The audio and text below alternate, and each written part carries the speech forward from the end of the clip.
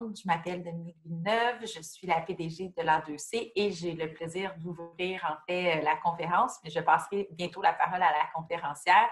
Alors, la Semaine des métiers, l'initiative en fait vise à faire découvrir les différents métiers, les différentes perspectives d'emploi aussi dans différentes disciplines.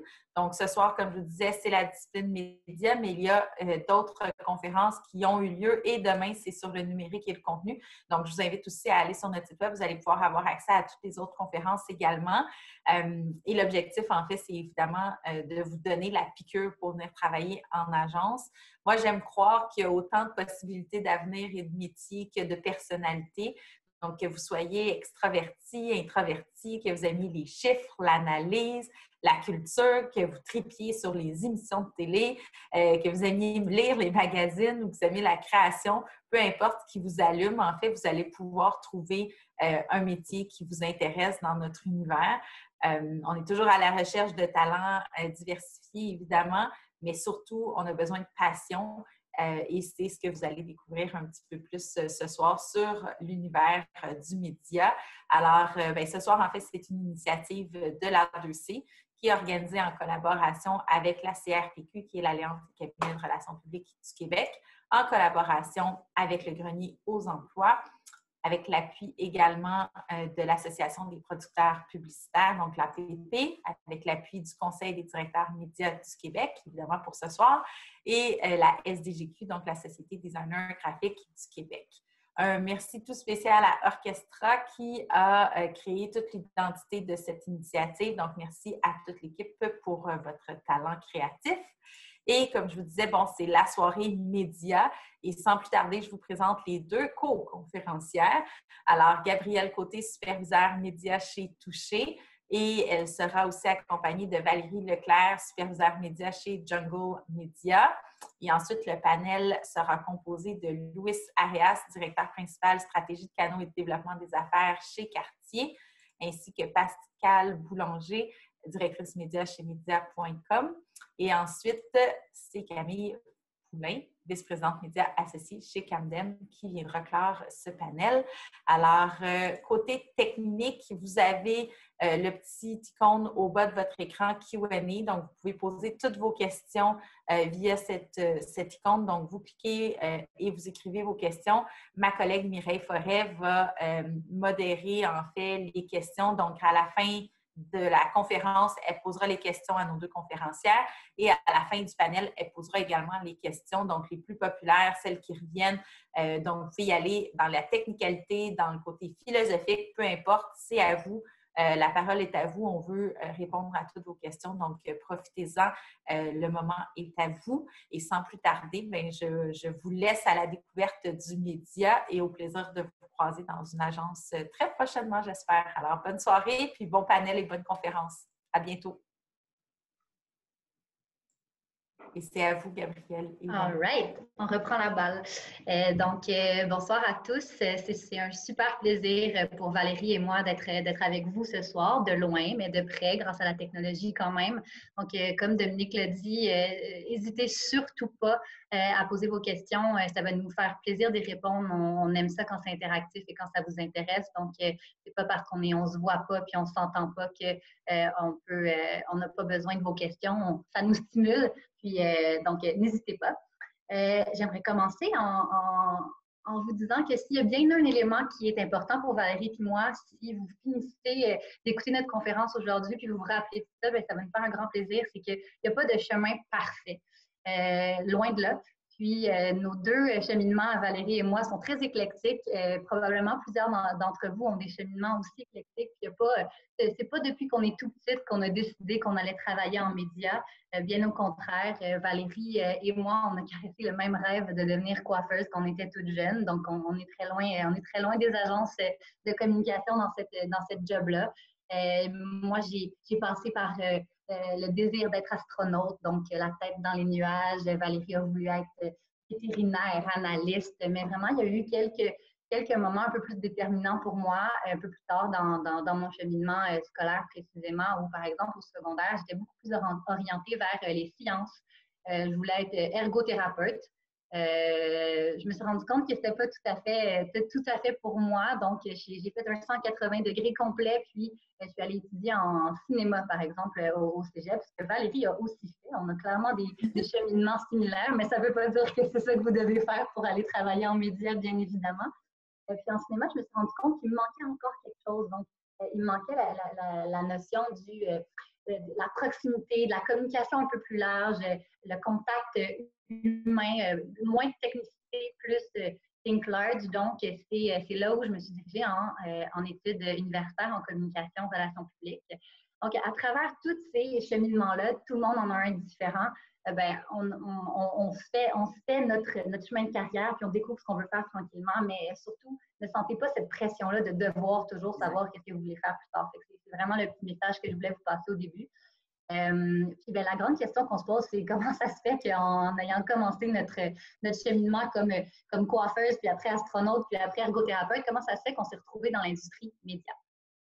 Bien, en fait, pour ma part, ça a vraiment été une discussion qui a été le point tournant parce que j'ai eu un profil qui était beaucoup plus orienté marketing. Donc, dans ce profil-là, il y a un moment où, dans un cours, on a eu un 7 minutes, 12 secondes là, pour aborder le sujet justement de ben, c'est quoi le média. Puis là, à ce moment-là, on commence à expliquer vaguement c'est quoi un PEB. Puis quand on commence à poser des questions, c'est tellement technique que des fois, il y a des gens qui ont plus de misère à l'expliquer, puis on passe rapidement à ce qui est de la création, qui est plus tangible, qu'on peut voir, puis on peut analyser. Ça s'est rendu que c'est là que j'ai eu entendu parler que c'était possible, mais sans vraiment trop savoir c'était quoi le média. Puis après ça, j'ai eu la chance d'être, en fait, lors de ma maîtrise en marketing, d'avoir une amie qu'elle, c'était ça qu'elle voulait faire, puis elle était décidée. Elle me dit, moi, c'est ça que je vais faire. On prenait une bière ensemble, puis elle me dit, je me prépare, j'ai une entrevue. Puis là, j'ai dit, OK, mais qu'est-ce qui t'a amené là? Puis là, on a un peu discuté de c'était quoi, puis qu'est-ce qui la motivait là-dedans. J'ai dit, crime, c'est-tu, c'est un secteur assez intéressant. Pourquoi on n'en parle pas plus? C'est resté comme ça. Elle est entrée chez Jungle Media.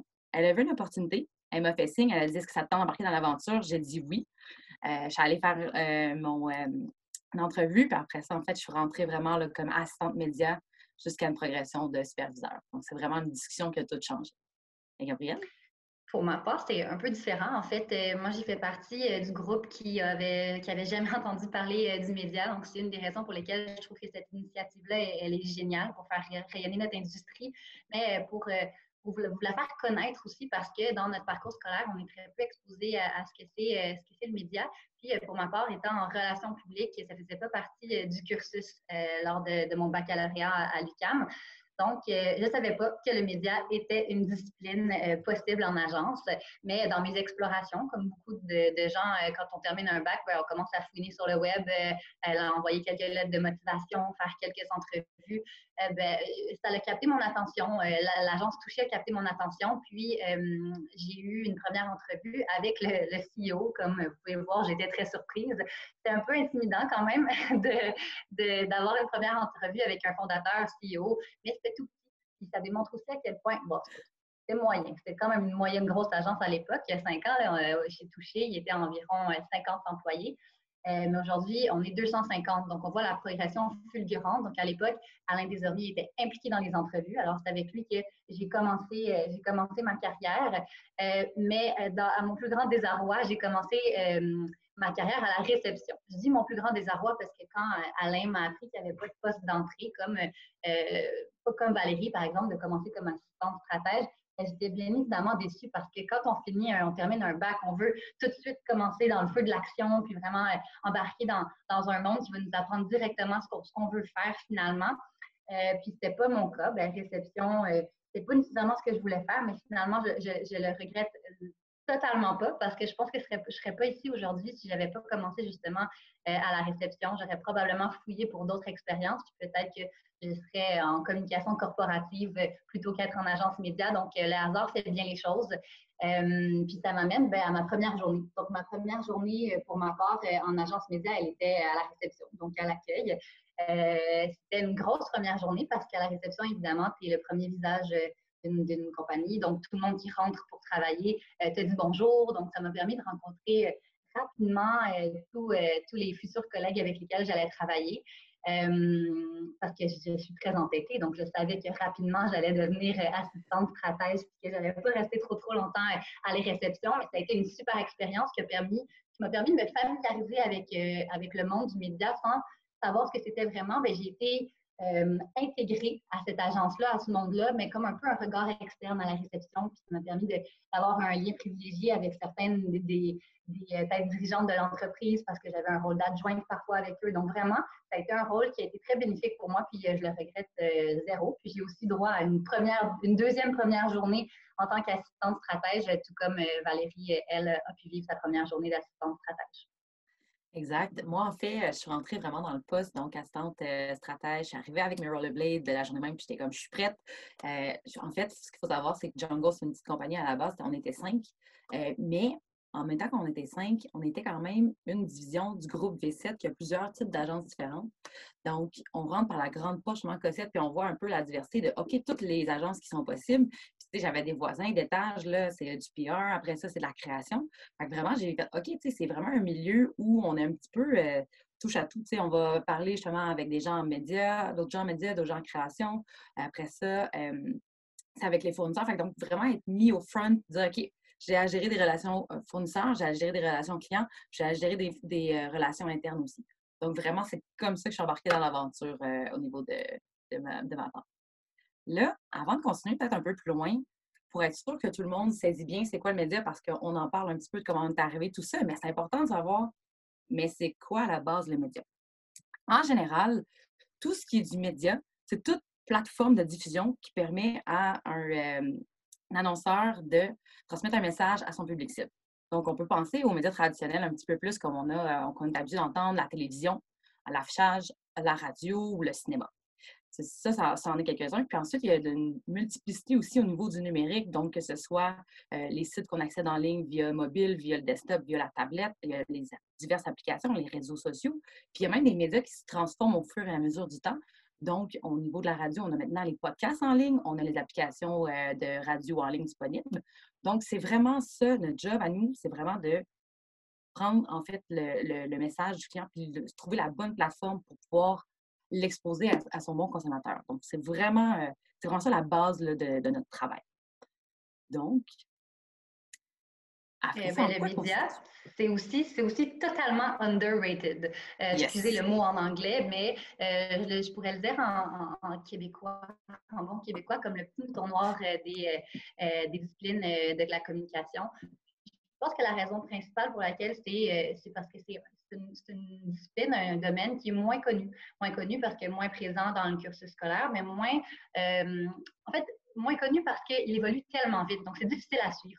Il y a 10 ans, le rôle de quelqu'un qui travaille en médias et d'une agence média est différent d'aujourd'hui parce qu'aujourd'hui, la réalité, elle a énormément changé. Il y a une explosion des véhicules publicitaires, mais aussi avant, on était beaucoup plus dans un modèle d'exécution de grandes idées créatives, alors qu'aujourd'hui, le média est directement intégré aux décisions d'affaires de nos clients, puis à leurs priorités marketing. Les équipes médias sont maintenant des conseillers, donc font partie du cœur. On est de plus en plus connus, mais encore un peu le petit mouton noir des agences de communication.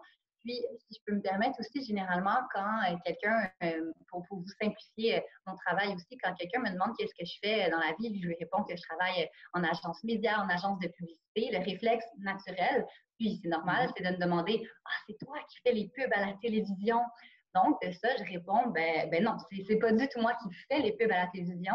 C'est moi qui ai décidé, moi et mon équipe, évidemment, qui a décidé que la campagne publicitaire devait être véhiculée à travers la télévision parce que c'est un médium qui est pertinent pour répondre aux objectifs de mon client, puis pour atteindre sa cible. Donc, vraiment, c'est le choix des environnements publicitaires qui fait partie intégrante de la stratégie média puis de mon quotidien. Ça, c'est la façon de le simplifier. Maintenant, Valérie va vous donner un peu plus de détails qui donnent du jus sur à quoi ça ressemble notre quotidien puis qu'est-ce qu'on a besoin pour travailler en médias. En fait, si on continue, en fait, en quoi constitue le média, justement, c'est travailler dans un milieu des plus divertissants. Pourquoi? En fait, parce que, de un, on a beaucoup de personnes avec qui on travaille, différents types de profils qui sont divertissants. C'est un milieu qui bouge beaucoup. Donc, quelque chose, ça évolue tout le temps. Donc, à ce moment-là, c'est très divertissant, on ne s'ennuie pas. C'est pas comme, tu sais, par exemple, quelqu'un qui est un comptable, tu sais, il fait ça, à chaque fin de mois, il y a ses rapports à produire, puis ça finit là. Donc, en média, c'est vraiment, ça bouge beaucoup. Ça bouge beaucoup. Puis il y a aussi beaucoup d'événements sur un milieu qui est assez serré aussi. Donc, malgré qu'on est tous des compétiteurs, on se connaît pour la majorité. Donc, c'est vraiment très divertissant comme média. c'est aussi avoir l'humilité d'apprendre, apprendre et apprendre parce que ça évolue tellement vite. Il faut constamment se mettre à jour parce que si on pense à ça, quand moi j'ai démarré il y a 5 ans, là, TikTok, ça n'existait pas. TikTok, on n'en parlait plus. On n'en parlait pas, en fait, ça n'existait pas. Mais maintenant, ça fait partie de nos plans médias. Donc, c'est vraiment une volonté d'avoir l'humilité de se dire je ne connais pas tout puis je ne connaisserai jamais tout parce que ça évolue tellement vite. Mais d'avoir cette volonté-là de se tenir à jour, d'être curieux. C'est aussi d'appuyer ses réflexions créatives sur des chiffres et des insights. Donc, c'est sûr que le client a des besoins, il faut qu'on compte. Mais il faut garder en tête qu'on évolue dans un milieu où l'attention publicitaire est très courte. Donc, il faut trouver une manière intelligente d'amener le message pour que ça ait un impact auprès de la personne qu'on tente rejoindre. Parce qu'il y a ça d'un certain point. Après ça, quand je parle de chiffres et d'insights, c'est parce que toute bonne stratégie est basée sur les insights, donc que ce soit sur le consommateur, que ce soit sur l'industrie en soi. Mais il y a aussi une volonté de chiffre parce qu'il faut comprendre que tout annonceur a une partie du budget qui est dédiée à faire le créatif, donc vraiment créer le message. Par contre, la majorité du budget est au niveau du média parce que c'est ça qui s'assure qu'il est vu. Fait que là, c'est pour ça qu'il y a quand même une volonté aussi de faire des placements qui vont avoir un retour pour l'investissement pour l'annonceur. Donc, c'est là où on coordonne créativité, on coordonne aussi au niveau des chiffres. Il y a beaucoup de zones de données différentes parce que faut être habile à jongler avec ça parce qu'on a des données clients. Donc, si jamais ils font des reporting à l'intérieur, si jamais ils ont aussi des analyses par rapport à leur marché, ils vont nous partager ça, ça sont super intéressants. Il y a les données qu'on a au niveau de la campagne. Il y a des données, on accède aussi au niveau de certaines licences. C'est un peu comme à l'école, vous avez sûrement accès à du e-marketer, tout ça.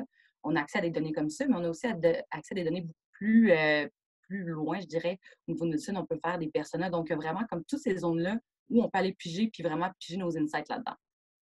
Ensuite, c'est une multitude de profils parce que chaque personne est différente. Puis après ça, il y a aussi différents types de personnes avec qui on fait affaire. Puis beaucoup d'industries parce que, tu sais, moi, je peux commencer une journée, je la commence avec mon client de finance. Après ça, je poursuis avec mon client en pharmaceutique, puis je termine peut-être avec un produit ménager. Donc, vraiment, là, on touche à tout. Donc, ça vient un peu chercher, tu sais, quand on vous disait qu'on voulait découvrir beaucoup d'industries en début, bien, ça vient répondre à ça. Mais surtout, ce qui est le plus important en médias, c'est vraiment d'oser penser différemment. Puis on va vous montrer un petit peu pourquoi. Donc, on pensait que c'était super intéressant pour bien représenter notre industrie, de vous donner des exemples concrets de c'est quoi de la créativité en stratégie média. Parce qu'il y a, comme on l'expliquait tantôt, le choix des bons véhicules pour répondre à notre objectif, mais c'est pas parce qu'on choisit l'affichage, par exemple, que ça va être simplement un message d'une équipe de création sur un panneau d'affichage. Il y a moyen aussi souvent de travailler avec des insights, des données, des idées créatives pour amener le média encore plus loin. Puis ici, c'est 6 exemples dont je vais vous parler qui sont presque tous directement liés à des campagnes de l'année dernière, donc que vous pouvez retrouver sur le site web du concours IDEA.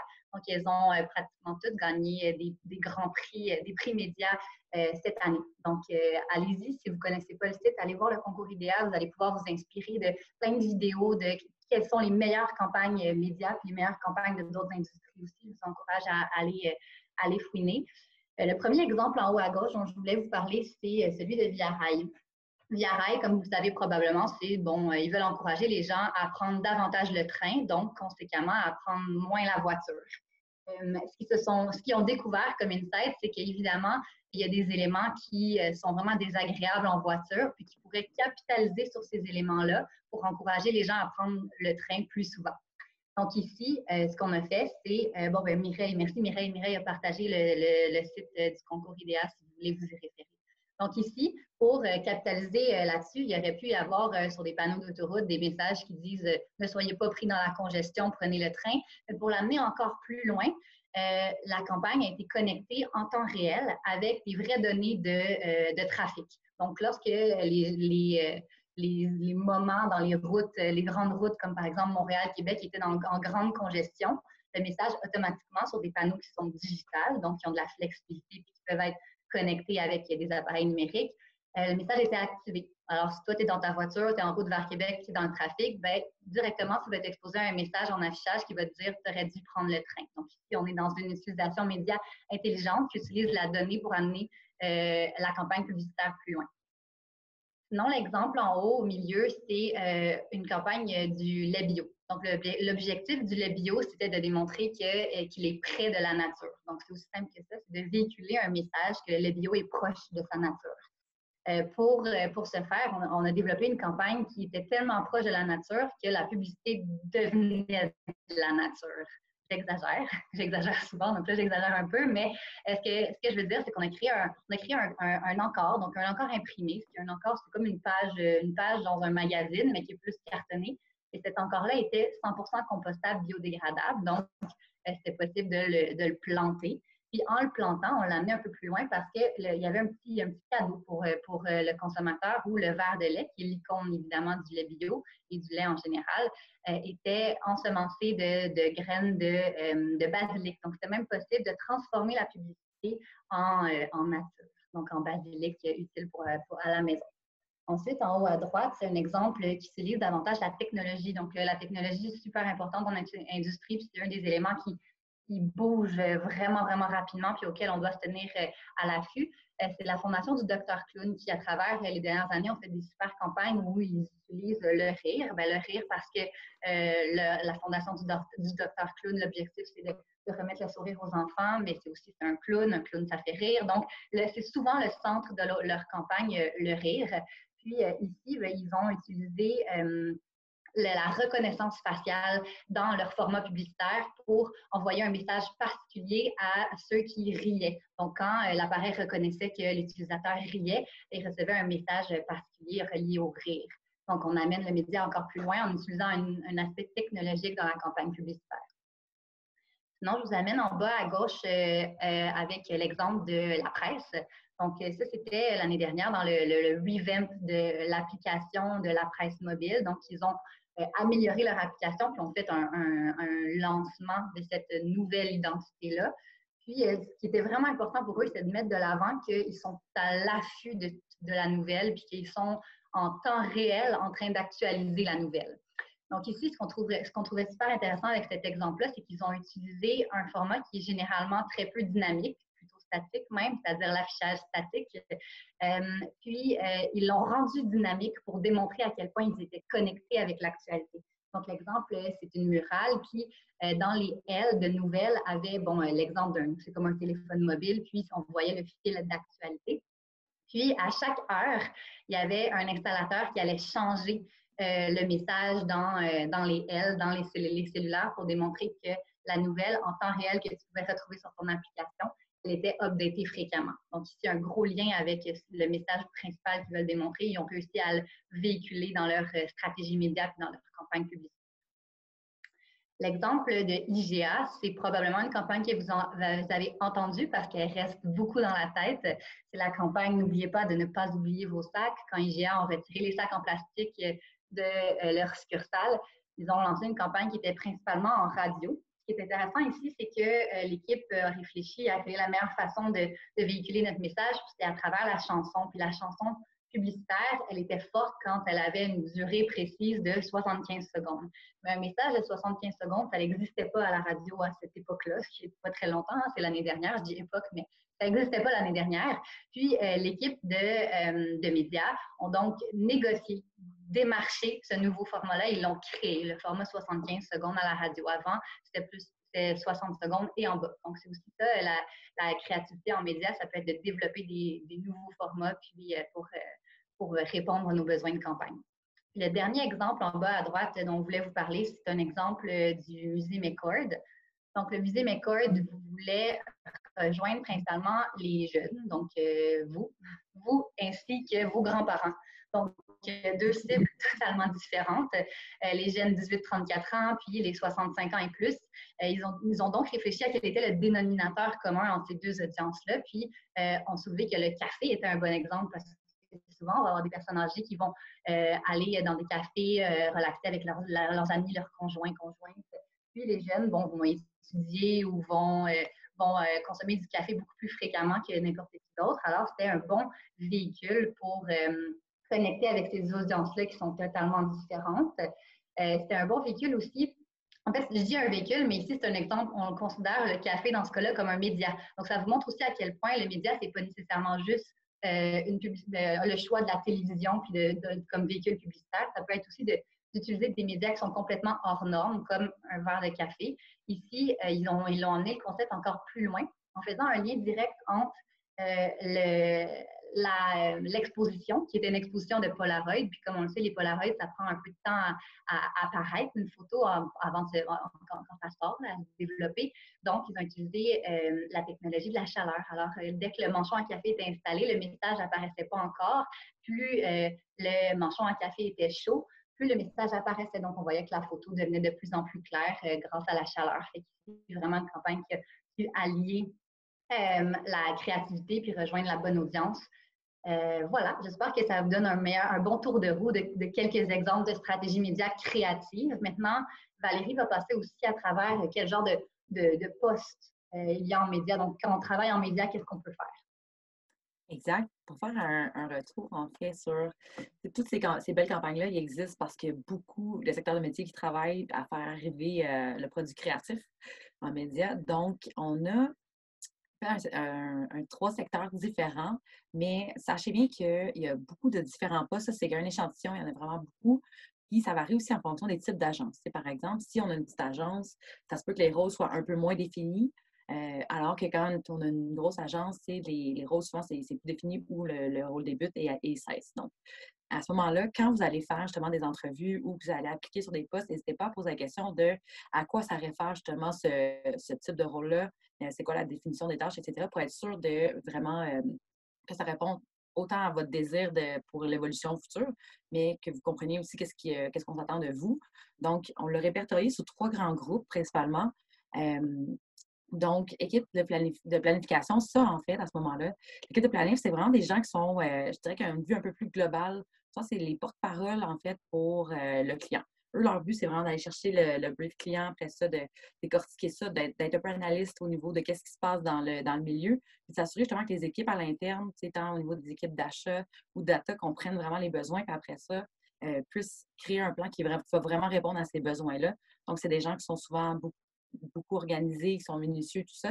Mais il y a beaucoup aussi de caractéristiques qui vont transcender d'équipe en équipe. C'est parce qu'être minutieux, c'est pertinent dans toutes les équipes, par exemple. Mais grosso modo, c'est un petit peu ça le portrait.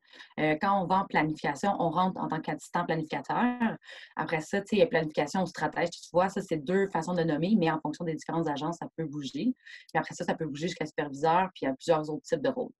Après ça, quand on regarde au niveau des équipes d'achat, je dirais c'est des personnes, en fait, qui sont souvent plus techniques parce qu'ils ont souvent les mains soit dans les plateformes, qui soient numériques, ou qui ont vraiment la main mise sur, tu sais, quand on parle de broadcast, à ce niveau-là, c'est de l'achat traditionnel, là. Donc, équipe d'achat, souvent, ça va être divisé. On a les achats télé, les achats de radio. Après ça, au niveau du numérique, là, c'est vraiment plus tous les types de plateformes. Tu sais, quand on parlait de podcast tout à l'heure, quand on parlait de tous les réseaux sociaux, les sites web, etc.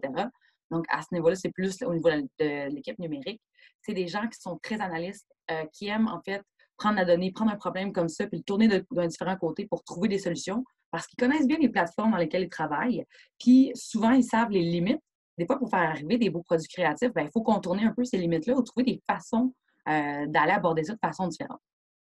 Donc, c'est vraiment ce genre de profil-là qui va être plus au niveau de l'équipe d'achat numérique ou broadcast. Puis c'est aussi des gens qui... Puis ce qui va faire la différence entre un profil broadcast versus numérique, c'est vraiment les intérêts. C'est parce qu'au niveau de l'achat de télé, il faut connaître les chaînes, il faut connaître les types d'émissions, il faut connaître tout ça, mais il faut faire abstraction aussi de soi parce qu'on n'est pas la personne cible.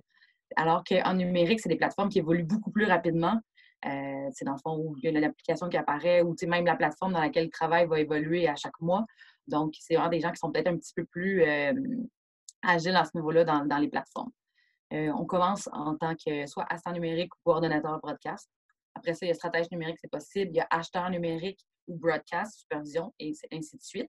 Puis après ça, sinon, il y a aussi des équipes de data. Ça dépend en fait en fonction des différents types d'entreprises, mais il peut y avoir des spécialistes à la recherche, des data scientists, des analystes seniors, puis leur rôle va varier en fonction de plusieurs choses selon le niveau des agences, mais souvent, eux sont là pour soit amener à un haut niveau des insights, c'est-à-dire, par exemple, là, quand on était en période de COVID, bien, comment la consommation des médias évolue at large pour que justement les équipes puissent suivre ça, pour que les plans soient ajustés en fonction des nouvelles réalités COVID. Sinon, il y a des équipes qui sont vraiment là plus pour gérer les plateformes ou pour sortir des données plus précises. Fait qu'il y a vraiment cette équipe-là qui existe.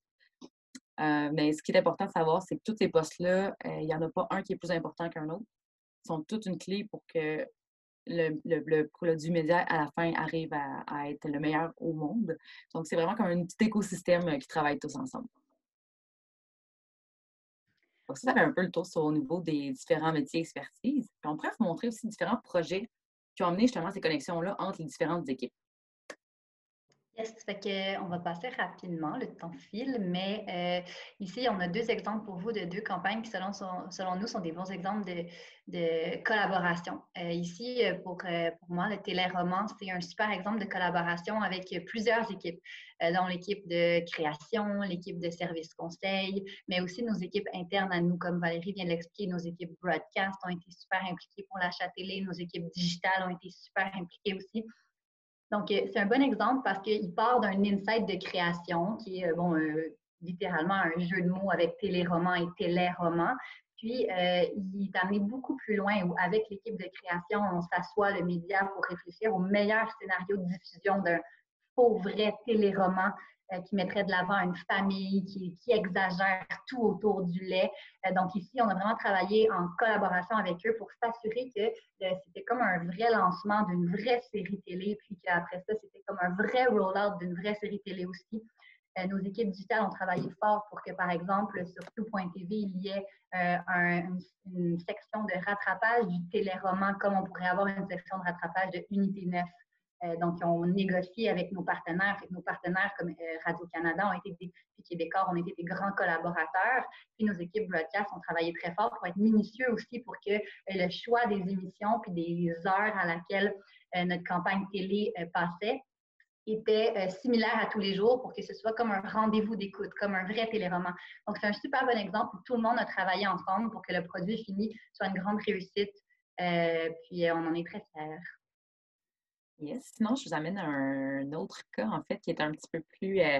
c'est un cas qui a gagné d'autres années. Donc, c'est au niveau d'un client, Franklin Templeton, avec lequel j'ai travaillé, qui cherche principalement à travailler, en fait, à rejoindre les conseillers financiers. Là, tu sais, on avait beaucoup d'exécutions numériques, mais on cherchait à faire un plus gros impact en marché. Mais quand on utilise souvent des médias de masse, comme l'affichage, on appelle ça un one-to-many. Donc, on a un affichage pour plusieurs personnes. Puis souvent, l'enjeu de ce type de médias-là, c'est comment je fais pour avoir un meilleur retour sur mon investissement. Donc, comment je fais pour être sûr que le plus, mettons, de conseillers financiers me voient.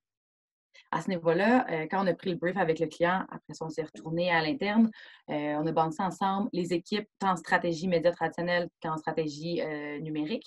Puis là, on a dit, écoute, on a des audiences en numérique qu'on active principalement sur les plateformes web, mais on pourrait aussi les activer, en fait, d'une façon plus globale.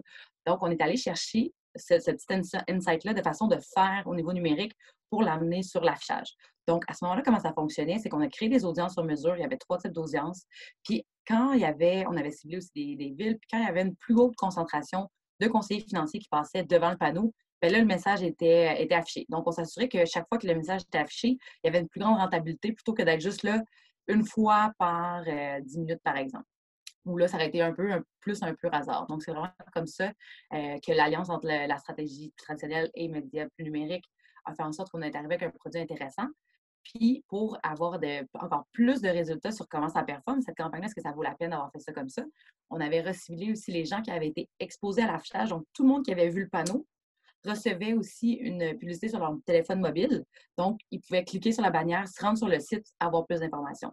Donc là, on était à même aussi de calculer, est-ce que ces gens-là restaient plus longtemps sur le site que des gens qui n'avaient pas été exposés à l'affichage? La réponse a été oui. Donc, ça a été une super belle opportunité d'aller chercher une insight à ce niveau-là. On a fait le rapport, on a présenté ça au client et c'est comme ça qu'on a fait arriver ça. Tout ça pour dire aussi que ça n'aurait pas été possible si on n'avait pas impliqué les équipes. Parce que là, on parle beaucoup du média à l'interne, c'est comme comment nous, ensemble, on a réussi à faire arriver. Mais dans ce cas-là, ça a demandé d'impliquer aussi les partenaires médias d'affichage à l'extérieur là, pour que ce beau produit-là arrive. Donc, ça fait un petit peu le tour de ce qu'on voulait vous présenter, mais on tenait peut-être à synthétiser pour que vous ayez quelque chose en tête. Donc, si on a un seul conseil à vous donner. On pense que ça serait surtout d'être curieux. J'espère que vous l'avez compris à travers notre présentation que travailler en médias, c'est plein de belles possibilités, beaucoup d'apprentissage, beaucoup de nouveautés. Ça bouge énormément. On touche à plein d'industries.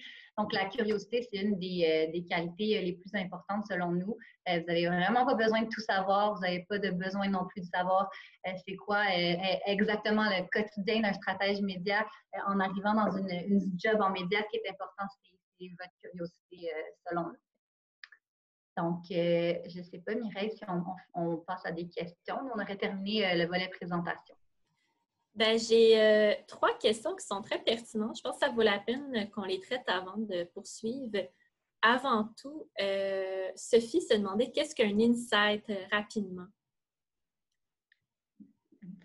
Vas-y, Val. On n'a pas dit qui répond en premier. Vas-y, Val. L'insight, en fait, c'est ce qu'on va chercher, c'est la touche qui fait la différence. Comme je pourrais le dire, là, c'est quand on voit, tu sais, par exemple, au niveau de... Comment je pourrais te le verbaliser? Au niveau de quand on arrive et on dit... Attends. Vas-y, Gab. C'est quelque chose d'extrêmement fort. Généralement, un insight, c'est que c'est transcendant. C'est-à-dire, tu vas te rendre compte que tout le monde pense cette affaire-là. Comme l'insight, par exemple, de... je ne me rappelle même pas c'est quelle barre de chocolat. Ça, c'est pas une très bonne attribution à la marque. Mais un insight qu'on n'est pas de bonne humeur quand on a faim. Ça, c'est un insight, par exemple. Je ne suis pas de bonne humeur quand j'ai faim. C'est généralement assez vrai pour tout le monde. Puis, bâtir une campagne sur cet insight-là, c'est de se dire, ça, c'est une grande vérité. Tout le monde la partage. Donc, notre campagne, si elle tourne autour de cette grande vérité-là, elle va connecter plus avec l'audience. Donc, elle va être super forte. C'est une très bonne réponse. Merci. C'est qui, finalement, les barres de chocolat? Est-ce que tu t'en rappelles? Snickers, je pense. C'est quoi? Snickers, je pense. Ah, c'est ça, exact. Ou Mars, mais ça me je pense que c'est Snickers. Ensuite, Jérôme avait aussi une très bonne question. Il se demandait comment savoir si une stratégie média a fonctionné et atteint son public cible. Donc, mis à part le nombre de vues, ça doit être assez difficile de quantifier les retombées. Donc, je ne sais pas si vous seriez capable de répondre rapidement à cette question-là aussi. En fait, chaque fois qu'on fait un plan média, on le présente en disant voici ce qu'on va mesurer. En fonction des besoins du client, chaque chose qu'on va mesurer va changer. Par exemple, si c'est une campagne qui est de notoriété, là, à ce moment-là, on va mesurer est-ce que ce qu'on a mis de l'avant a vraiment été reçu. C'est par exemple, si j'achète des publicités télé, est-ce qu'ils ont vraiment toutes roulé? Après ça, si j'achète de la publicité en ligne, est-ce qu'elle a été vue? Donc, est-ce que j'ai rejoint un maximum de portée? Puis, on se mesure toujours par rapport à des KPIs qu'on se fixe au début. Donc, il y a vraiment ça qu'on fait un retour quand on fait la livraison du plan média. Ça, c'est quelque chose qu'on valide tout au long. Donc, ça, c'est comme si on fait, mettons, au niveau de tout ce qui est plus générique. Par exemple, sinon, il y a aussi de la conversion qu'on peut faire. Donc, au niveau de... On cherche une action précise. Tu sais, des gens qui vont dire, moi, c'est beau, on me connaît, on m'a déjà vu, mais moi, ce que j'aimerais, c'est faire des ventes sur mon site. Mais là, à ce moment-là, on est capable de tracker en installant, par exemple, un pixel de suivi sur le site web du client, de valider, OK, mais les placements que j'amène, est-ce que ces gens-là, finalement, font l'action d'acheter, oui ou non? Donc là, après ça, on va pouvoir justement se mesurer avec un CPA, qui est genre un cost per acquisition. Donc, il y a cette façon-là aussi de mesurer. Donc, en fonction de chacun, parce qu'il y a vraiment le funnel de communication qui part de si on veut faire de l'awareness, si on veut faire de la considération, si on veut faire de la conversion, il y a des KPIs qu'on mesure. Donc, c'est vraiment comme ça qu'on y va pour valider est-ce qu'on a atteint les objectifs qu'on voulait, si oui ou sinon. Comment, en fait, c'est quoi les learnings qu'on a de cette campagne-là? Je ne sais pas, Gab, si tu veux peut-être ajouter quelque chose. Oui, rapidement, juste aussi parce qu'on utilise beaucoup de jargon. Fait que là, je ne sais pas si KPI va être une autre question, mais ça veut dire Key Performance Indicators. Donc, c'est vraiment, c'est les objectifs, donc les indicateurs de performance qui vont démontrer le succès de la campagne. Fait que Val, ce que tu as dit, c'est super. Dans le fond, on établit toujours quels sont nos objectifs en amont pour se mesurer à la fin. Mais sinon, pour revenir aussi sur comment on mesure le succès, souvent, on va se comparer à on appelle ça des benchmarks. Fait que c'est des moyennes d'industrie. Soit l'industrie publicitaire en général, donc on a des données de ça ressemble à quoi d'habitude, par exemple, un taux d'engagement. Donc, un taux d'engagement, c'est le nombre de gens, par exemple, qui ont commenté, liké, partagé sur Facebook sur le nombre de personnes, le nombre d'impressions qui ont été exposées, puis c'est un pourcentage. Ce pourcentage-là, on va avoir une moyenne. Par exemple, on va savoir que c'est 1% en moyenne. Donc, si notre campagne, elle a scoré 1,25%, on se dit, yes, on est au-dessus des moyennes d'industrie, donc ça a surperformé. Fait qu'on se compare beaucoup aussi à des moyennes qui peuvent être des industries globales, l'industrie publicitaire ou l'industrie de notre client, si on est capable d'avoir cette information-là, par exemple, le CPG, le jardinage, la nourriture, bref. Très bien. Puis, j'en profite aussi, juste avant de passer au panel, une question parce que c'est plus proche aussi de vos débuts. Puis peut-être que vous en formez aussi vous-même, mais qu'est-ce que vous donnez concrètement comme tâche à des stagiaires qui rentrent dans une agence média? Parce que, bien entendu, ils n'ont peut-être pas toutes les connaissances sur les différentes mesures qui sont utilisées, les différents types de médias. Donc, qu'est-ce que vous leur faites faire concrètement et quand ils commencent avec vous? Vas-y, Val, je vais suivre après. Vas-y. Tu veux que j'y aille? D'accord. Dans le fond, au niveau d'une stagiaire, c'est sûr, nous, on a la chance d'être une plus petite agence. Fait que, ça va dépendre, mais on va pouvoir on forme les gens quand ils arrivent, on leur montre un petit peu, voici quelques clients de travail, voici aussi à l'interne, ça a l'air de quoi à l'agence. Fait que, on va faire le tour justement pour présenter la stagiaire, en fait, avec toutes les différentes personnes. Fait qu'il y a vraiment, OK, ben voici l'équipe SEM, donc SEM qui sont vraiment au niveau de la recherche de mots-clés sur Internet. Voici, c'est une équipe SEO pour tout ce qui est Search Engine Optimization. Voici l'équipe numérique, voici l'équipe de broadcast, donc vraiment télé, radio.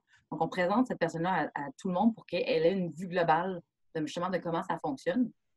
On va un peu l'onboarder sur ce qu'on fait dans notre day-to-day. C'est sûr qu'il y a des tâches comme, par exemple, des tâches administratives comme de la facturation, des choses comme ça qui sont à faire dès le début pour un peu mieux comprendre, OK, qu'est-ce qui se passe, puis qui sont un petit peu plus, je dirais, self-intrusive, dans le sens où ils sont présentés une fois puis ils sont plus faciles à faire.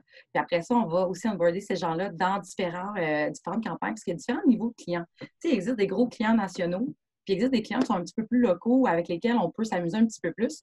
Puis on va pouvoir onboarder justement une stagiaire sur un client qui est un petit peu plus petit, à plus petite échelle, mais sur laquelle on va pouvoir avoir une meilleure compréhension de quand on part du brief, aller jusqu'à l'exécution puis la livraison du rapport final, bien, c'est quoi les étapes? Puis pouvoir être là, être attentive à ça. OK, c'est comme ça que ça se passe, c'est ça la réalité. Puis aider à donner un coup de main, par exemple, pour des suivis avec des fournisseurs, aider à coordonner ou à faire la présentation. Fait qu'il y a vraiment beaucoup de petites choses comme ça, tu sais, qu'on néglige, mais tu sais, par un PowerPoint, le mettre beau à la fin, c'est super important. Puis c'est des choses qui sont faciles à faire aussi ensemble. Donc, c'est un petit peu tout ça. Comme un petit, d'avoir une petite personne avec nous, là. Si je peux juste rajouter de notre côté, c'est un peu différent, puis c'est intéressant parce que, tu sais, Valérie est dans une agence de 15 personnes, moi je suis dans une agence de 250. Donc la réalité, elle est clairement différente. Il y a des processus un peu plus dans une plus grosse agence. Généralement, on a parfois des stagiaires, je ne sais pas si la question était précisément pour les stagiaires, on a parfois des stagiaires, mais c'est plus rare. Souvent, on va engager beaucoup d'assistants stratèges. Donc, on a du volume. C'est sûr qu'on a une grosse agence, donc on a beaucoup de comptes, beaucoup d'équipes. On va, voilà, il va y avoir beaucoup d'ouverture pour des postes d'entrée d'assistants stratèges. Donc, autant nos stagiaires que nos assistants stratèges vont avoir un traitement similaire. À l'entrée, il y a énormément de formations. Donc, il y a un gros cursus de formation qui sont donnés autant principalement par des gens à l'interne, soit des spécialistes ou des gens qui ont perfectionné certains éléments du média. Donc, il va y avoir un gros cursus de formation par lequel ces gens-là vont passer. Et ça va faire partie de leur quotidien pendant les premières semaines, ça c'est sûr. Donc, ça prend du temps. Puis sinon, comme Valérie l'a impliqué le plus possible. Il y a des tâches de coordination de base, mais sinon, impliqué dans les réflexions aussi. L'objectif, c'est que les gens soient impliqués le plus vite possible sur les projets pour qu'ils comprennent la réalité puis qu'ils apprennent rapidement parce que la courbe d'apprentissage est importante. Puis les gens, ils ont l'opportunité de grandir vite dans notre industrie puis on les accompagne là-dedans. Bien, merci beaucoup. Je vous laisse passer au panel, puis on se garde d'autres questions pour la toute fin. Fait que Val, je te laisserai enlever la petite présentation. Yes. Vas-y, Val, première question. Donc, à ce niveau-là, la première question, là, par contre, je pense qu'on voit encore mon écran. Est-ce que ça se peut? Non, on ne le voit plus. OK, good. Première question, c'est vraiment plus de faire peut-être un petit tour de table parce qu'on a 3 profils différents, mais tellement intéressants. Donc, c'est important que tout le monde puisse parler un peu de comment ils sont arrivés en médias aussi, puis un peu qu'est-ce qu'ils font dans leur day-to-day. Donc, peut-être que je commencerai avec Louis, par exemple. Hello tout le monde. Ça fait bizarre de parler à personne. Oui. Dans le fond, moi, ça fait 15 ans que je travaille dans le milieu du média. J'ai un profil en administration des affaires DHEC. un profil beaucoup plus finance, comptabilité. C'est peut-être le côté plus chiffre qui m'a intéressé aux médias. J'ai été travailler 1 an et demi chez Cossette en tant qu'assistant planner. Par la suite, je suis allé travailler dans une autre boîte qui s'appelle Marketel pendant 10 ans. Et là, je suis un des associés chez Cartier et le directeur principal du département de médias. Ce qui m'a poussé, ce qui m'a amené vraiment, c'est la curiosité. Ça a été, oui, j'ai été impliqué dans des concours quand j'étais plus jeune, puis ça m'a piqué la curiosité, tout le volet média qu'il y avait, puis comment on était capable de jongler autant avec le volet créatif que le côté beaucoup plus analytique. Puis c'est comme ça un peu que je suis rentré dans le domaine. À la base, je suis quelqu'un qui aime, je m'enlignais pour être un vendeur, quelqu'un en vente. On se rend compte rapidement qu'avec la relation de nos clients, il y a quand même beaucoup de ça qu'on fait au niveau des idées, des stratégies qu'on met de l'avant. Il y a vraiment ce niveau d'accompagnement qu'on arrive à développer des stratégies et faire valoir nos points via de la donnée, quelque chose qui est super, super intéressant. Puis c'est pour ça que je me suis impliqué dans tout ça. Génial. Un gros merci, Louis. Pascal, je te passe la parole. Salut, moi, j'ai eu la chance j'ai commencé ma carrière de média dans une plus petite agence, en fait, dans une agence en région. J'étais dans la région du Saguenay à ce moment-là. J'avais fait un stage dans cette agence et j'ai eu la chance d'évoluer là un bon moment. Et en fait, j'ai eu la chance C'était une agence intégrée. On n'en a pas parlé encore beaucoup. Il y a des agences qui se concentrent spécifiquement sur le média. Nous, c'était une petite agence, mais qui faisait de la création, de la rédaction, du média, toutes sortes de choses. Donc, j'ai eu la chance d'atterrir dans cette agence-là. J'ai fait de la création, de la rédaction, du média. J'ai fait des castings, puis j'ai donné des répliques sur des shootings télé. Mais ça m'a vraiment permis de bien comprendre les rouages. Là, on parle de médias, mais une agence, c'est beaucoup de départements puis c'est beaucoup de collaboration. On travaille, on peut faire un super bon plan média. Si la campagne n'est pas bonne, c'est vraiment une collaboration. Donc, c'est ça, j'ai bien compris les rouages. Et puis ça, c'est vraiment un bon background qui me suit encore aujourd'hui, de bien comprendre les rôles et l'impact de chacun des départements là, sur chacun d'entre nous. Et puis, ensuite, je suis arrivée à Montréal où j'ai eu la chance d'entrer dans une agence qui était vraiment en croissance. Donc, moi, j'ai commencé en faisant des achats. Je faisais des achats principalement en télévision puis en radio. Et ensuite, je suis passée tout à coup du côté de la planification. J'avais envie d'avoir une vision un petit peu plus large. Et puis, c'est sûr. Fait que j'ai évolué auprès de l'agence Boss, pour ne pas la nommer, où j'ai travaillé pendant plusieurs années. Je suis arrivée vraiment à un moment où la création prenait beaucoup de place dans les agences de publicité. Les agences étaient beaucoup reconnues pour la création. Et puis, aujourd'hui, il y a un petit peu un retour du balancier dans le sens où la création est encore super importante. Il faut réussir à se démarquer, mais le média prend de plus en plus de place et une place de plus en plus intéressante. Il y a tellement de multiplication des plateformes, vous l'avez montré tout à l'heure dans votre conférence au tout début. Il y a plein de métiers, il y a plein de plateformes, il y a plein d'endroits. Comment faire pour communiquer notre message au bon moment à la bonne personne. Donc, le média, je pense aussi les clients s'y intéressent de plus en plus. Il y a de plus en plus de parts de leur investissement qui sont dans le média. Fait qu'ils s'intéressent, ils se posent des questions, on a un souci d'efficacité. Donc, c'est ça. Donc, c'est mon évolution. Je suis partie de cette agence où j'ai tout fait pour me spécialiser et puis pour évoluer là, en même temps que le métier a évolué dans les dernières années avec la multiplication des plateformes. Voilà.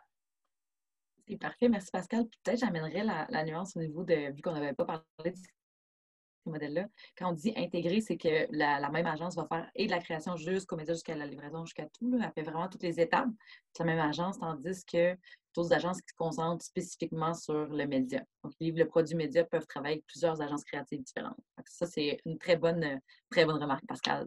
Donc, on pourrait passer à Camille. Bonjour, moi c'est Camille. Je suis associée VP Média chez Camden au bureau de Toronto. Donc moi en fait j'ai commencé mon parcours, j'étudiais en Commerce à l'UQAM à Montréal et j'ai rencontré le président de Camden, Mathieu, justement dans le cadre d'un cours. Il était venu faire une conférence. Puis à l'époque justement j'étais chez Aldo. Au marketing, puis il me manquait, je savais que j'étais plus intéressée à aller comme du côté média, puis j'ai vraiment aimé en fait l'approche puis le thinking de Mathieu, le président qui faisait la conférence. Donc, je lui ai écrit pour savoir s'il y avait une opportunité pour moi dans son agence. C'était un peu comme Pascal aussi, c'était une petite boîte à l'époque, puis on a beaucoup grossi là, depuis. Donc, je suis rentrée, puis j'ai vraiment commencé en bas de l'échelle aussi. J'étais stagiaire, je suis passée après plus comme project management jusqu'à ce que je puisse me spécialiser. Puis, j'ai comme grandi un peu avec l'agence, comme la plupart des gens chez nous. Et en 2015-2016, on a commencé à travailler en fait sur nos projets d'expansion ailleurs au Canada et à l'international. Et on voulait vraiment ouvrir un bureau à Toronto. Puis notre modèle d'affaires aussi, comment ça fonctionne en fait, c'est que chacun de nos bureaux, on est un réseau intégré, mais chacun de nos bureaux a vraiment une expertise. Donc, et Toronto, c'est vraiment notre bureau média. Donc, un petit peu comme Jungle, vous fonctionnez à l'interne, mais nous, c'est vraiment comme avec les différents bureaux. Donc, mon rôle en ce moment en tant que VP Média, je m'assure que les équipes, on suit vraiment les bonnes pratiques, qu'on est à jour dans toutes les solutions qu'on peut offrir à nos clients, de maintenir les bonnes relations avec les partenaires médias, que ce soit les différents vendeurs traditionnels ou numériques, de participer au pitch aussi, de m'assurer que l'équipe suive des formations aussi pour rester à jour. Puis c'est sûr que quand les filles parlaient justement que les réalités sont différentes entre les grandes agences et les petites agences, c'est sûr que nous, on est encore au stade où je vais être très hands-on sur chacune de nos campagnes pour m'assurer que les résultats sont là, puis qu'on livre, puis que les clients sont contents. Donc, c'est un peu une réalité avec laquelle je conjugue en ce moment. Super. J'adore, Camille, t'entendre aussi sur le fait que tu n'aies pas été gênée d'écrire à Mathieu quand tu étais dans ton cours pour lui demander s'il y avait des opportunités. Fait que ça, c'est le genre d'initiative aussi qui est généralement qui est très appréciée dans notre industrie. Fait que si vous n'êtes pas gêné, je vous encourage aussi à faire ça si vous sentez qu'il y a quelque chose qui vous intéresse ou quelqu'un qui vous inspire. Écrivez-lui. LinkedIn est une belle porte d'entrée aussi si vous n'êtes pas trop mal à l'aise. J'ai une autre question pour vous, puis je recommencerai par toi, Camille. On va inverser la pendule, pourquoi pas, soyons créatifs. J'aimerais savoir s'il y a quelque chose que vous auriez aimé savoir avant de commencer votre carrière en médias. Est-ce qu'il y a comme un truc ou quelque chose que vous avez appris et que vous auriez aimé savoir et que vous voulez partager avec les gens qui nous écoutent? Bien, plusieurs choses, évidemment, là, notamment comme tout le bagage d'expérience, c'est certain. Mais je pense un élément, puis ça, c'est sûr, ça s'acquiert avec l'expérience, c'est beaucoup aussi avec l'équipe qui t'entoure, mais de savoir que dire non à des clients ou à d'autres gens de l'équipe, c'est correct, ou de lever des flags, en bon franglais, surtout au point de vue média, parce que en tout cas, le média, c'est souvent, si ça va bien, c'est pas nécessairement grâce à nous, mais si ça va mal, c'est souvent à cause de nous. Puis, tu sais, des fois, on se fait un petit peu imposer des contraintes, puis c'est sûr qu'il y a des réalités aussi politiques, des fois, chez certains de nos clients qui vont avoir des demandes, mais, tu sais, au moins de savoir, de se backer, puis, tu sais, d'expliquer aux clients, puis d'éduquer l'équipe. Je pense de plus en plus, comme Pascal, tu le disais, les clients sont de plus en plus impliqués, puis ont de plus en plus d'intérêt envers les médias, mais n'hésitez pas à le faire, puis il y a une manière aussi de le faire. C'est pas de dire non de manière bougonne. C'est notre rôle aussi, je pense, en tant que spécialiste, d'accompagner nos clients puis le reste du team là-dedans, mais de vraiment, de ne pas hésiter. Des fois, tu n'oses pas en début de carrière, puis c'est parce qu'après, ça va se retourner sur toi si tu le fais pas. Donc, je dirais ça, mais plein d'autres choses, mais avec cet élément-là que je trouvais important à mentionner. Totalement d'accord. Ça s'apprend. Ça s'apprend de dire non, là, mais c'est un super bon truc, là, en fait, c'est accepter de dire non, puis c'est même positif. Pascal? Bien, moi, ça a l'air bizarre, mais je pense que j'aurais aimé ça, savoir que c'était le fun, faire du média. Je trouve qu'il y avait... Clairement. On l'a dit tantôt, c'était comme le métier mal connu, la créativité, les créatifs étaient mis de l'avant, puis nous, le média, on était dans un petit coin, puis crime, c'est le fun de faire du média, puis on peut être créatif, puis je trouve que, ben moi, dans mes cours, je trouvais qu'on n'en a pas parlé assez, un peu comme si, puis on dirait que c'était comme juste des chiffres, puis faire des colonnes, puis des graphiques, on avait un peu cette perception-là. J'ai l'impression que j'avais une mauvaise perception de ce que c'était. Puis j'ai été agréablement surprise de voir que notre travail il est tellement pas redondant. Chaque jour, on fait quelque chose de différent. On apprend, on synthétise, et on peut être créatif à travers le média. Puis ça, je pense que j'aurais aimé ça m'en faire parler davantage parce que j'avais un peu un préjugé négatif. Fait que voilà. Fait que je pense que j'espère qu'on va au moins réussir à communiquer ça ensemble ce soir à quelques personnes que c'est trippant, c'est vraiment pas routinier, puis c'est dynamique, puis c'est collaboratif, puis on travaille pas tout seul dans notre coin à aligner à faire des graphiques, on travaille beaucoup en collaboration. C'est pour les gens qui aiment travailler en équipe, ben c'est ça. C'est ça qu'on fait à chaque jour, et puis voilà. J'abonde vraiment dans ton sens, Pascal. Partageons notre passion. Oui. Louis, maintenant, as-tu quelque chose à rajouter par rapport à ça aussi? Oui, c'est quelque chose que je vais demander, mais juste répéter la question parce que je bifurque entre deux réponses. Oui, sure. Dans le fond, on se demande s'il y a quelque chose que tu aurais aimé savoir avant de commencer dans ton métier, puis que ben, ça pourrait être utile que tu le partages aux gens qui nous écoutent. Oui. Puis là, je vais donner quand même les deux réponses. Quelque chose que j'aurais voulu savoir, c'est. Puis, j'espère que vous savez que vous êtes super chanceux d'avoir un panel comme celui qu'on a. Puis, je salue tous mes confrères et consoeurs, tous mes consoeurs, si c'est le cas. Parce que devant vous, c'est du monde qui ont gagné des prix, qui ont été nommés comme la relève, qui ont leur propre boîte, qui sont associés, qui ont grandi, que ça fait longtemps. Fait que, au niveau du pédigré du monde et de la qualité du monde devant vous autres, c'est du monde super brillant. Je m'inclus là-dedans. Par contre, puis c'est le pot qui suit. Par contre, c'est pas des astrophysiciens, c'est pas des.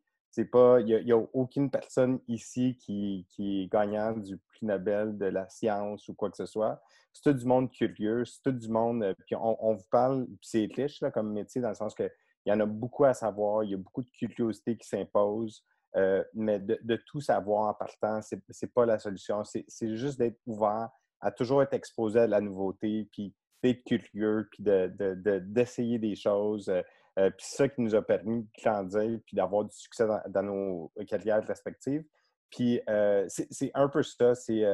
On se donne souvent la pression au début de notre carrière d'être bon, d'être performant.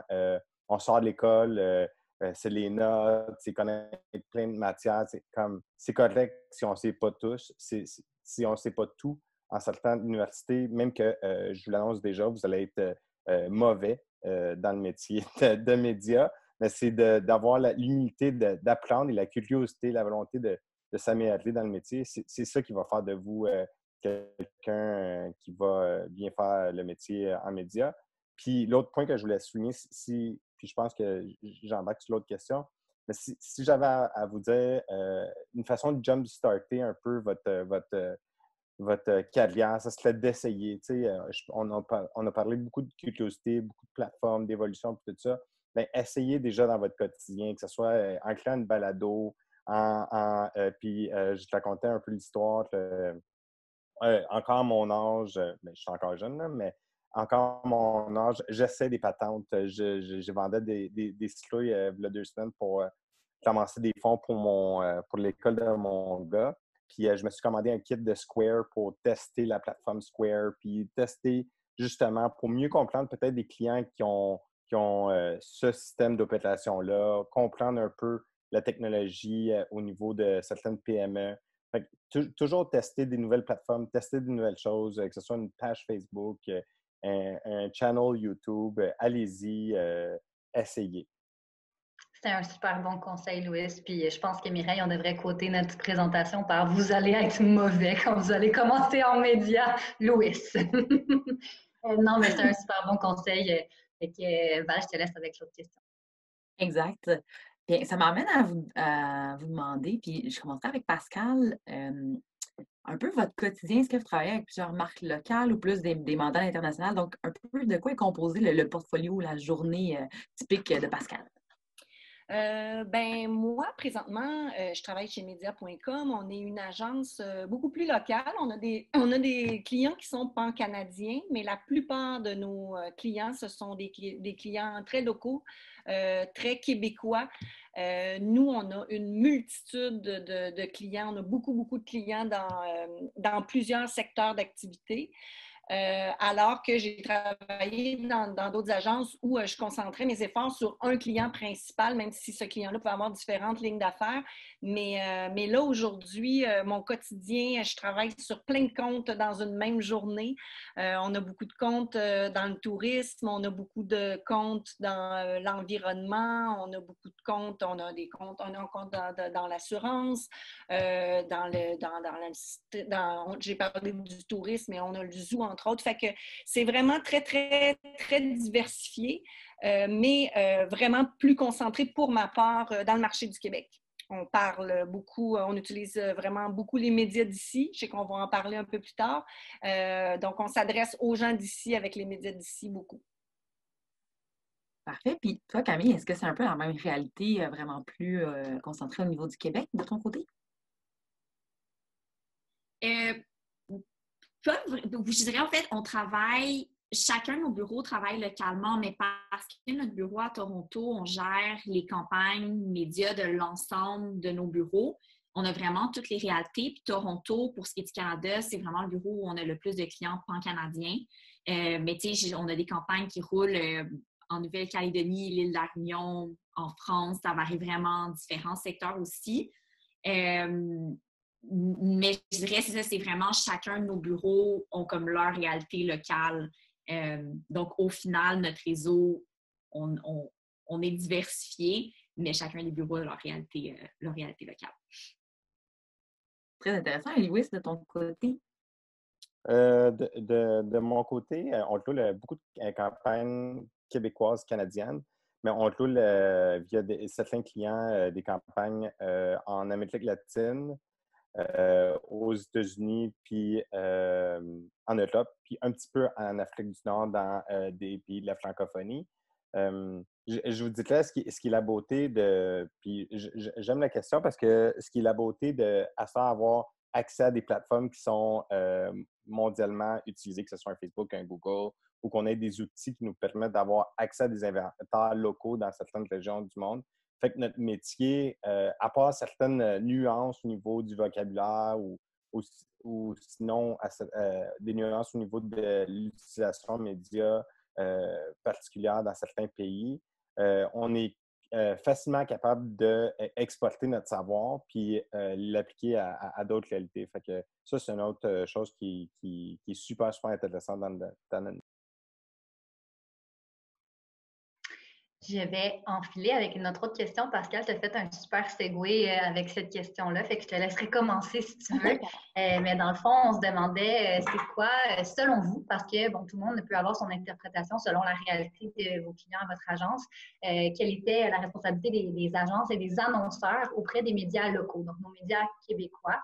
Puis au-delà de ça, bien, évidemment, il y a un mouvement d'industrie. Je veux juste le soulever, il y a quand même un mouvement d'industrie dans les dernières années. Il y a un manifeste qui a été signé par plusieurs agences québécoises pour encourager nos médias d'ici, parce que ce sont des médias qui sont des médias de qualité, qui sont sécuritaires pour nos annonceurs, qui offrent des coûts avantageux, mais qui sont aussi performants.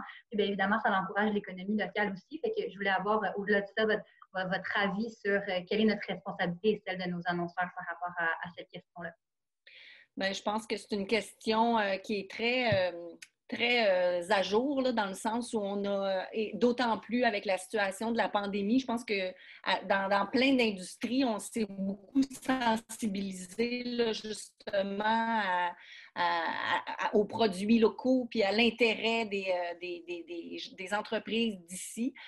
C'est sûr que nous, notre rôle, on se doit d'être impartial dans le sens où moi, tu sais, avec mes clients, on l'a vu tout à l'heure, hein, notre rôle, c'est de bien comprendre à qui on s'adresse puis de recommander les meilleurs canaux pour être à la bonne place au bon moment pour rejoindre la bonne personne. Donc, c'est sûr qu'on se doit d'être impartial, mais à efficacité égale, c'est sûr qu'on devrait favoriser nos médias locaux. Puis on a des bons médias et particulièrement, tu sais, je pense qu'on a le Québec, c'est un marché très particulier. Tu sais, on a parlé tout à l'heure qu'on gère des projets dans le Canada anglais, mais puis aussi à l'international. Mais le Québec, c'est un marché très particulier. On a des habitudes de consommation puis des habitudes médias qui nous sont propres, hein, les Québécois. Puis je pense qu'on a on a des bons médias, des bons canaux, on a des bons moyens d'être efficace. Donc, oui, on a un rôle à jouer important puis, pour la survie aussi des médias d'ici. Puis on n'a pas à avoir honte parce que ce sont des canaux de grande qualité. Donc c'est ça. Voici. Je trouve ça intéressant, Pascal, parce que c'est vrai qu'on n'en a pas beaucoup parlé, mais une grande réalité de notre job au quotidien, c'est d'être impartial. Tu l'as bien soulevé, c'est aussi de se dire qu'on est un agent non biaisé. C'est-à-dire qu'on travaille pour le bénéfice de notre client, pour prendre un pas de recul. Oui. Donc, souvent, il y a des gens avec qui on va travailler qui vont avoir des déformations personnelles. Même nous, on va avoir des réflexes parfois qui reviennent d'avoir des déformations personnelles sur notre propre utilisation des médias.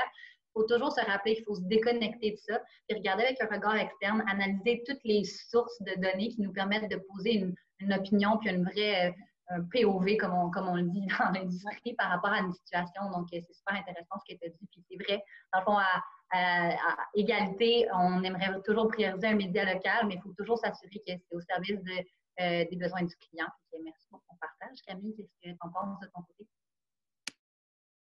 Bien, je pense aussi définitivement, c'est une de nos responsabilités. Puis c'est aussi de ne pas avoir peur de collaborer avec les médias locaux pour vraiment définir c'est quoi nos besoins et comment ils peuvent nous aider. Tu sais, nous, ça fait longtemps que Camden existe, mais on a internalisé le service de médias il y a quelques années seulement. Fait que, au début, c'est sûr que je travaillais peut-être avec des plus petits budgets, puis oui, on avait tendance à aller vers Google ou Facebook parce qu'on aurait eu beaucoup de retours pour nos dollars investis, mais on a collaboré longtemps avec justement que ce soit en affichage ou les quotidiens ou même à la télé pour vraiment comme pouvoir offrir une propos à nos clients qui fait du sens puis qui va justement assurer un retour sur investissement qui fait du sens. Puis les médias, ils veulent juste que ça fonctionne aussi. Là, ils travaillent dans notre sens. Donc, c'est de ne pas avoir peur d'être transparent avec eux, de leur dire c'est quoi vos réalités, puis qu'est-ce qu'on peut faire. J'ai ce brief-là, j'ai ce budget-là, qu'est-ce qu'on peut faire. Puis c'est à tout le monde d'être créatif dans ça, je pense. De ne pas avoir peur de leur dire. Puis C'est un excellent point parce qu'on a parlé très rapidement, mais on pourrait parler pendant, je pense, 15 heures de notre job, là, mais on a parlé très rapidement des partenaires médias. Puis là, Camille, tu as fait un bon portrait du fait qu'ils sont super importants dans notre quotidien puis qu'ils ont beaucoup de volonté à travailler avec nous pour le meilleur résultat de nos clients. C'est vrai que souvent, la flexibilité puis la créativité, on la travaille plus puis on l'a beaucoup plus avec nos médias d'ici que des géants de ce monde. Les géants, c'est sûr que ça va être un peu difficile de prendre le téléphone puis de parler à Google. Un représentant Google, c'est jamais facile. Donc, il y a aussi cette notion-là super intéressante où amener le produit créatif, c'est plus facile avec nos médias d'ici de le travailler, de le crafter puis d'avoir des coûts qui sont agressifs pour nos clients aussi. Louis, j'ai vu que tu t'es déconnecté et reconnecté. Quel bon timing! Je me souviens plus de la question, puis je suis désolée, c'est mon téléphone. C'est mon correct. Je vais te répéter, tu as vécu un choc. Dans le fond, on parle des médias locaux et de l'importance en tant qu'agence puis annonceur de les encourager, puis de les oui, je ne sais pas si on en a parlé, mais ce qu'il faut penser, c'est les retombées économiques puis culturelles. C'est quasiment de l'anthropologie, là. Mais de voir à quel point on a une influence pour la conservation de certains emplois dans l'industrie, pas juste du média, mais culturel. Il y a beaucoup d'artistes. Un matin, on avait un appel, puis on se disait que la deuxième source de revenus la plus importante des comédiens, c'est la publicité qu'on fait. Puis avec la pandémie, on est sûrement la première source de revenus. Fait que de savoir l'impact qu'on a en tant qu'écosystème publicitaire, pas juste d'un point de vue média, mais également d'un point de vue production, toutes les agences de publicité qu'on a, de faire vivre pas juste économiquement ce secteur d'industrie-là, mais également tout ce qui est art et culture. C'est défendre un peu, puis défendre un peu, on parle beaucoup ces temps-ci de liberté d'expression, puis être capable d'avoir accès à des médias qui nous ressemblent, mais c'est un peu ça qu'on défend. On ne le défend pas au détriment de la performance de nos clients, parce que c'est quand même ça qui est important, c'est pour ça qu'on est engagé, mais on a quand même, je pense, une responsabilité d'agir en tant qu'acteur à travers tous les changements qu'il y a, puis d'essayer de défendre notre culture. C'est super intéressant, c'est un bon point parce que, dans le fond, les médias, s'ils ont du contenu de qualité et du contenu de performance, c'est parce qu'ils peuvent se le permettre et se payer des bons journalistes. Donc, ça prend aussi l'écosystème derrière qui le paye, puis c'est la publicité. C'est un super bon point, Louise. Mireille, il nous reste une question que Val allait poser, qui est peut-être le mot de la fin de chacun des panélistes. Est-ce qu'il y a d'autres questions où on est trop... oui, mais vous allez pouvoir y répondre assez... j'ai 3 questions, vous allez être capable de répondre assez rapidement, donc il n'y a pas de souci. Allez-y avec votre dernière question. Je pense que c'est une question qui est quand même super importante. Ouvrez bien grand vos oreilles parce qu'on va demander qu'est-ce qui est recherché lors du recrutement, comme vous avez des postes privilégiés. Et si vous aviez un conseil à donner justement par rapport pour la relève, ce serait lequel? Donc, Camille, je commencerai peut-être avec toi. Oui. Bien, c'est sûr, ça dépend, encore une fois, des agences puis des agences et du poste qui est ouvert. Au-delà de l'expérience du skill set, parce que ça, comme les filles, vous l'avez dit, c'est un cours d'apprentissage. C'est vraiment plus, en tout cas, nous, en tant que recruteurs, en tant que créateurs d'emplois, ce qu'on regarde, c'est vraiment le fit de culture, puis en fait aussi le potentiel de croissance au sein de notre équipe, parce que on est une agence en croissance, puis on veut que les gens puissent grandir avec nous. Fait que, c'est sûr que quand tu commences, tu ne sais pas nécessairement où tu te vois dans 5 ans, mais on essaie toujours de voir un petit peu comme, OK, c'est quoi à court terme tes objectifs de carrière? Est-ce que nous, on va être capable de lui offrir ça? Sinon, ben, on l'a dit, mais c'est vraiment aussi de ne pas regarder juste le bout de son nez, puis de s'assurer que la personne a une conscience que les réalités, surtout au Québec, sont différentes d'une région à l'autre, puis que cette personne a une ouverture d'esprit-là. Mais je dirais que c'est vraiment, vraiment ouverture, fit de culture, puis potentiel de croissance au sein de l'agence. Parce que ça nous est arrivé, on est une petite agence, puis ça nous est arrivé d'avoir des nouvelles recrues qui finalement, eux, auraient préféré être dans une structure d'une grosse agence. Fait que ça n'a pas fonctionné. Eux, ils ont perdu leur temps, nous, on a perdu notre temps, puis personne n'est plus avancé. Donc, on fait plus attention à ça maintenant. C'est un excellent point parce que c'est vrai que quand il y a le cheminement, c'est qu'on parlait qu'il y avait beaucoup de progression qui était possible au sein même de l'agence au niveau des différents rôles. Bien, c'est une des choses qu'on vient de voir là. Je continuerai peut-être avec toi, Pascal, de votre côté. En fait, ça serait quoi que vous regardez en tant que... Bien, moi, personnellement, les gens dans mon équipe, on en a parlé beaucoup depuis le début. Je pense que le critère, la priorité, c'est des gens curieux. Une curiosité professionnelle, c'est important. Une curiosité, un désir d'apprendre, c'est super important. Fait que ça, je trouve que c'est la base. Puis on le sent quand on rencontre des gens. Ça, je pense que ça se transpose à l'extérieur de notre CV. Hein. Je pense qu'on est capable de lire ça quand on rencontre les gens. Je pense que ça prend aussi des bons communicateurs. On est des gens qui avons on a beaucoup d'éducation à faire, on a beaucoup à vulgariser. Tu sais, on l'a vu tantôt, là, tout notre jargon avec nos mots, puis on fait de la recherche, puis tu sais, il faut un bon esprit de synthèse, être capable de vulgariser notre discours pour rendre ça simple. Ça, c'est super important. Puis, je dirais, ça prend des gens qui vont avoir aussi une bonne capacité d'adaptation. On l'a dit, notre métier a tellement changé depuis les dernières années. et il va changer encore. Fait que ça prend, il faut être capable de suivre, tu sais, puis tout ça, ça va ensemble, on est curieux, puis il arrive des nouveaux outils, des nouvelles plateformes, donc d'avoir cette capacité d'adaptation, cette curiosité et voilà, et cette capacité de communiquer et de vulgariser. Je pense que ça serait les grands critères des meilleurs recrues, je C'est pense. intéressant. Donc, il n'y a vraiment pas peur quand vous commencez. C'est vraiment pas des hard skills qui est recherché, mais plus des soft skills. Je pense que c'est bien à retenir. Et Louis, je te laisserai C'était quoi la question déjà? Non, c'est une blague. Je sens que j'ai fait une job épouvantable avec mon demandage de questions. Mais blague à part, ça a super sérieux ce qu'on fait puis tout, mais il faut avoir du fun aussi. Je pense qu'on ne l'a pas assez dit. On est tous du monde qui avons énormément de plaisir dans ce qu'on fait. Puis si on est curieux, puis si on veut pousser des stratégies encore plus avec plus d'insight, puis être capable de se démarquer, c'est parce qu'on a beaucoup de plaisir dans ce qu'on fait. On aime collaborer avec autant les équipes à l'interne qu'à l'externe.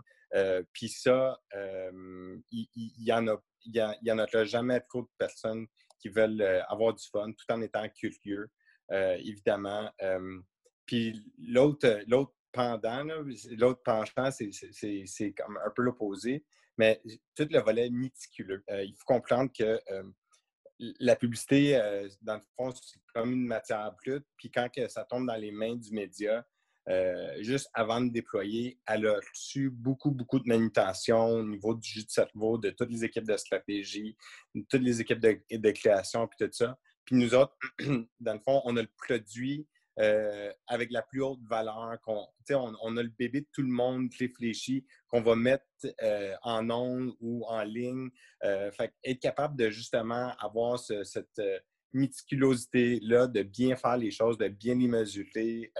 Il y a quand même une partie de notre job qui est assez importante, qui tourne autour de ce sens du détail-là. Mais c'est justement dans une capacité d'être curieux, d'avoir du fun, de flipper parce que je ne serais pas dans ce milieu-là depuis une quinzaine d'années si c'était pas le fun. C'est très bien dit. Je pense que ça résume bien un peu toute la présentation qu'on a faite. Je rebordirai immédiatement sur ce que vous venez de dire. En fait, quelqu'un demandait c'est quel type d'expérience, mettons, terrain versus formation, que c'est mieux de mettre de l'avant ou qui permet à un candidat qui se présente à vous de se distinguer? Je suis pas marqué. Bien, rapidement, nous autres, ce qu'on regarde, on essaie de trouver un peu des petits indices. De plus, je vais parler pour mon cas, mais dans mon temps, il y avait beaucoup moins de cours au niveau du commerce électronique, au niveau de tout ce qui est numérique. Mais de plus en plus, il y a des cours, des spécialisations qui sont connexes aux médias. Fait qu'on essaie de voir si d'un point de vue parcours académique, il y a justement des petits indices dans le même qui vont faire que tu vas aimer les chiffres, que tu vas avoir un sens de créativité. Ça, d'un point de vue curriculum scolaire, on va regarder énormément ce que tu aimes faire. Puis moi, je pose la question dans l'entrevue souvent, tu sais, à part aller à l'école, à part, tu sais, comme, qu'est-ce que tu fais pour aller, pour t'amuser? Parce qu'une des choses qu'on se rend compte, puis souvent, c'est tombé en pitch, où l'idée vient d'une passion de quelqu'un qui aime je sais pas, cuisiner, pour dire un exemple assez générique, qui aime cuisiner, puis qu'on travaille sur une idée de créativité pour un client dans l'alimentaire. Ça vient justement d'une passion, d'un insight de quelqu'un qui aime cuisiner. Fait que, je pense que d'avoir des passions, peu importe c'est laquelle, pour nous autres, on répertorie toutes les passions de tout le monde. Parce qu'à chaque fois qu'on pitch, que ce soit une nouvelle industrie ou un nouveau client, on va justement essayer d'aller piquer les cerveaux des passions utilisateurs ou des heavy users de cette industrie-là. Bonne idée. Ben, je sais pas, je peux peut-être rajouter un petit quelque chose de mon côté aussi, mais c'était des bons points, Louis. Je pense qu'aussi, de notre côté, c'est sûr que le point de vue, on n'en a pas parlé beaucoup, Louis en a parlé pas mal dans les dernières réponses aux questions, mais le point de vue analyse, rigueur, organisation du travail est super important aussi dans notre domaine. On a mis beaucoup de l'avant la curiosité et la créativité qui est extrêmement important aussi. Mais donc ça, ces éléments-là de rigueur et d'organisation, nous aussi, on les pose dans des questions qui vous permettent de pas nécessairement avoir de l'expérience de travail parce que c'est correct de sortir de l'école et d'embarquer dans notre milieu. Il n'y en a pas de problème. On va demander des questions sur dans un travail d'équipe, par exemple, tu te positionnais comment, c'était quoi tes trucs pour t'organiser. Donc, on va se référer vraiment à votre réalité. Donc, soyez pas gênés, vous n'avez pas besoin d'inventer des faux travails. Là. Vraiment, basez-vous sur vos vraies expériences. Si vous avez joué au basketball à l'université, peut-être que c'est une belle expérience que vous avez appris des choses intéressantes qui vont répondre à ce qu'on recherche. Donc, c'est souvent ça, je dirais. C'est vraiment de vous baser sur vos expériences. Les formations en amont ne sont pas nécessaires. C'est sûr que si vous arrivez avec une certification Google, on va être impressionné. Donc, vous pouvez le faire. Ça se fait en ligne, mais c'est vraiment, vraiment pas nécessaire. Exact. Puis je pense qu'il y a peut-être quelque chose qui est intéressant, c'est essayer de trouver aussi, tu sais, quand vous allez aller en entrevue, des situations qui ont montré vos soft skills la plupart, tu sais, qui montrent que vous êtes curieux, qui montrent que vous avez une volonté d'apprendre, puis que, tu sais, quand vous avez été déstabilisé d'un projet, comment vous avez réagi. Ça, c'est toutes des choses qui sont super importantes, puis qui vont aider aussi à saisir dans quel type de poste vous allez être un petit peu plus agile ou plus intéressé. N'hésitez pas aussi à mentionner qu'est-ce qui vous intéresse, vous, comme secteur, c'est-tu quelque chose qui est plus numérique, c'est quelque chose qui est plus broadcast. Des fois, on a des intérêts qui sont très, très définis. Quand c'est pas défini, c'est pas grave. On peut arriver et dire j'ai un intérêt un peu pour tout. Mais n'hésitez pas à dire si jamais vous voyez. Moi ça m'intéresse vraiment beaucoup les plateformes comme Facebook, tout ça, les réseaux sociaux. Parce qu'à partir de ce moment-là, on peut bâtir là-dessus aussi. C'est super intéressant. Je ne sais pas s'il y a une autre personne qui avait quelque chose à ajouter sur cette thématique. Bon, ben, je vous dis un gros merci pour votre générosité. Vous avez tous été super pertinents. Puis, on a dépassé largement l'heure qui nous avait été prévue. Mais en même temps, vous avez été super généreux. Puis, c'était vraiment important de prendre le temps de tous vous entendre. Vous avez tous des parcours différents et vraiment importants à partager aussi à ceux qui nous écoutent ce soir. Donc, ben, je prends le temps aussi de remercier nos collaborateurs, la CRPQ, le Grenier aux emplois, mais aussi les associations d'industrie qui nous ont appuyés à travers ce projet, donc l'APP, le CDMQ. D'ailleurs, le CDMQ, si vous avez d'autres questions sur la profession dans le domaine du média, il y a beaucoup de contenu super intéressant sur leur site web et également la SDGQ. Et je remercie aussi Orchestra qui a développé l'identité visuelle de l'activité. Donc, demain, notre semaine d'activités, de conférences se termine. Demain, c'est numérique et contenu. Donc, si ça vous intéresse de vous connecter, n'hésitez pas, c'est toujours le temps de vous inscrire. Et sinon, je vous mentionne que le bénévolat d'entraide au communicateur le BEC organise une soirée de speed mentorat le 9 novembre prochain.